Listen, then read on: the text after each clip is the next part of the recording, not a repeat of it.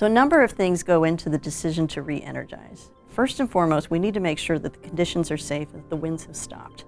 Once the winds stop, we deploy field resources to patrol the lines to make sure that nothing has been damaged in the process, no debris has fallen on the lines, no trees have fallen on the lines, no poles have snapped.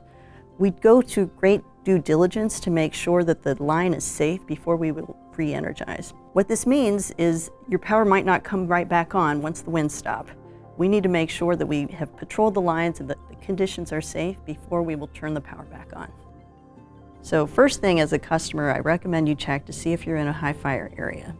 Once you know that you're in a high fire area, the best way to keep connected on whether your area is going to be subjected to a power shutoff is to go to se.com/PSPS.